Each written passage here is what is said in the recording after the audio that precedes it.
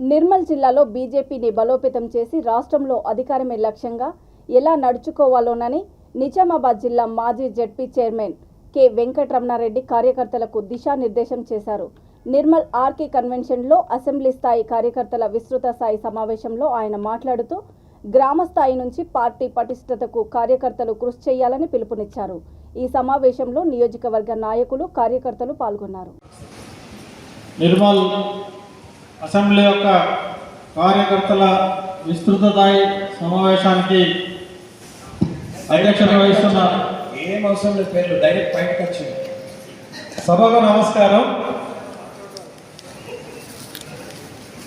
ఇప్పుడు మన ముందున్న సమస్య నిర్మల్ జిల్లాలో నిర్మల్ అసెంబ్లీతో పాటు మిగతా అన్ని నియోజకవర్గాల్లో మన పార్టీ జెండా పాతడం, అధికారంలోకి రావడం, ఈ దిశగా పనిచేయాలా.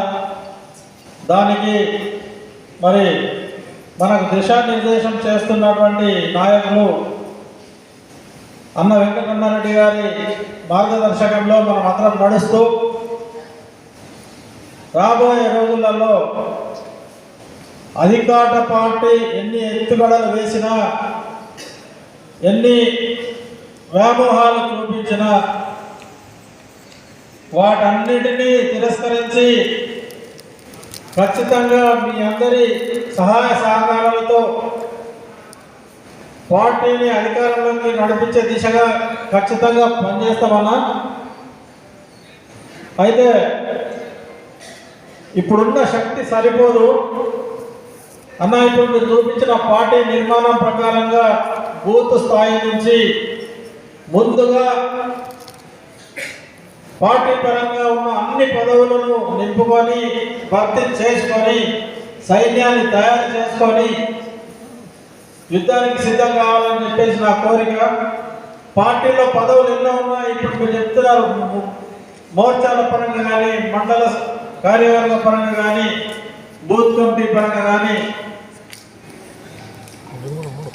మీరు చెప్పిన విధంగా తయారు చేస్తే 38,000 పైచలకు ఇప్పుడు పదవులు ఉన్నలే వస్తారు. కాబట్టి ముందుగా ఆ పదవులన్నీ నింపుకుందామని చెప్పేసి నా మనవి అన్నది. మీకు ఒకసారి పార్టీలో కార్యకర్తకు ఈ బాధ్యత ఉంది అని ఒక పదవి అనౌన్స్ చేస్తే తప్పకుండా గర్వంగా ఫీల్ అవుతాడు. ఇప్పుడు తమ్ముడు రంజిత్ గారు చెప్పిండు, బీజేపీ కార్యకర్తలు మనం గర్వంగా చెప్పుకుంటున్నామని.